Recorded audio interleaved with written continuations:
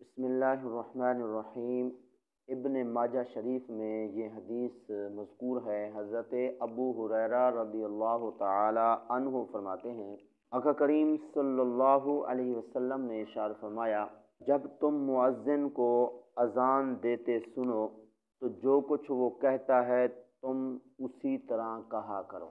یعنی اذان کے الفاظ جو مؤذن پڑھتا ہے تم وہی الفاظ پیچھے پیچھے دہراتے رہا کرو، اور اس کو کہتے ہیں اذان کا جواب، یعنی اذان کا جواب دیا کرو۔ کیا صرف اذان کے الفاظ دہرانے چاہیے یا کچھ اور بھی پڑھنا چاہیے؟ اس بارے میں مسلم شریف میں یہ حدیث پاک مذکور ہے۔ حضرت عمر رضی اللہ تعالی عنہ فرماتے ہیں، آقا کریم صلی اللہ علیہ وسلم نے ارشاد فرمایا کہ جو شخص مؤذن کو اذان دیتے سنے اور حی علی الصلاۃ اور حی علی الفلاح کے وقت وہ لا حول ولا قوت الا باللہ العلی العظیم پڑھے تو وہ جنت میں داخل ہوگا۔ حدیث پاک سے معلوم ہوا کہ اذان کے دوران جو اذان کے الفاظ ہیں وہ بھی سامعین کو دہرانے چاہیے، پڑھنے چاہیے، اور ساتھ ساتھ حی علی الصلاۃ حی علی الفلاح کے وقت لا حول ولا قوت الا باللہ العلی العظیم بھی پڑھنا چاہیے۔ یعنی حی علی الصلاۃ بھی کہے، ساتھ لا حول بھی پڑھے۔ اسی طرح حی علی الفلاح جی مؤذن سے سن کر کہے اور ساتھ لا حول ولا قوت الا باللہ العلی العظیم بھی پڑھے۔ اس کا فائدہ کیا ہوگا؟ فائدہ ابھی سماعت فرمایا، حضور علیہ السلام نے فرمایا کہ وہ جنت میں داخل ہوگا۔ سوال یہ ہے کہ جمعے کے دن جو دوسری اذان جمعہ کی ہوتی ہے کیا اس کا بھی جواب دینا چاہیے یا نہیں؟ اس بارے میں ذرا غور سے سن لو کہ نماز جمعہ کی جو دوسری اذان ہوتی ہے اس کا جواب نہیں ہے، اس کا جواب نہیں ہے۔ خاموشی سے اس کو سننا چاہیے، اور زبان کے علاوہ دل کے اندر اگر اذان کے الفاظ دہرانا چاہتے ہیں دہرائیں، لیکن زبان سے پڑھنے کی اجازت نہیں ہے۔ اسی طرح دو خطبوں کے درمیان، دو خطبے ہوتے ہیں جمعے کے، دو خطبوں کے درمیان بھی کچھ لوگ ہاتھ اٹھا کے دعا کرتے ہیں تو اس کی بھی اجازت نہیں ہے۔ دو خطبے کے درمیان جب بیٹھیں گے تو اس وقت دل ہی دل کے اندر دعا مانگنی ہے اور زبان کو نہیں ہلانا ہے۔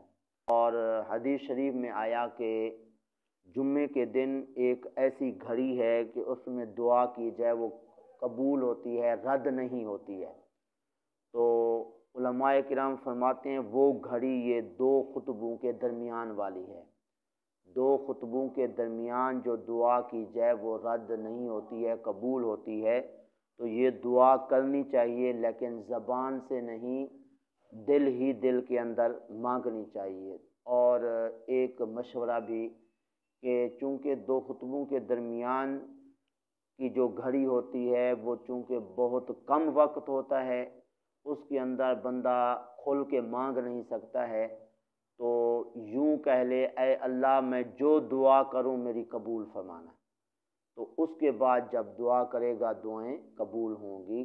تو بہرحال اذان کا جواب جو ہے وہ دینا چاہیے، اور اذان کے جواب کا ایک تو آپ نے فائدہ سماعت فرمایا کہ جنت میں داخل ہوگا، اس کے علاوہ جنت میں جانے کے لیے بہت ساری نیکیاں چاہیے، تو وہ نیکیاں اسی اذان کا جواب دینے کی برکت سے مل سکتی ہیں۔ جیسا کہ آقا کریم صلی اللہ علیہ وسلم نے ارشاد فرمایا، اے عورتوں کو کے گروہ، تم اذان کا جواب دیا کرو، اس لیے کہ ہر کلمے کے بدلے میں تمہیں 1,00,000 نیکی ملے گی، اور 10,000 تمہارے درجے بلند ہوں گے، اور 10,000 تمہارے گناہ مٹا دیے جائیں گے۔ عورتوں نے عرض کی آقا یہ تو عورتوں کے لیے ہے، مردوں کے لیے کیا ہے؟ فرمایا مردوں کو اس کا دگنا ثواب ملے گا۔ یعنی مرد اگر اذان کا جواب دیں گے تو ان کو 2 لاکھ نیکیاں ملیں گی، اور 20,000 جو ہے درجے بلند ہوں گے، اور 20,000 ان کے گناہ مٹا دیے جائیں گے، یہ ہر کلمہ کے بدلے میں۔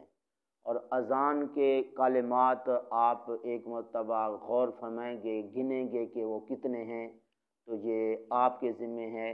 تو یہ الفاظ گن کر جو ہے وہ جتنے کلمات بنتے ہیں، تو اب دیکھیں کہ ان کلمات کے بدلے میں کتنی نیکیاں ملتی ہیں، کتنے درجے بلند ہوتے ہیں، اور کتنے گناہ معاف ہوتے ہیں۔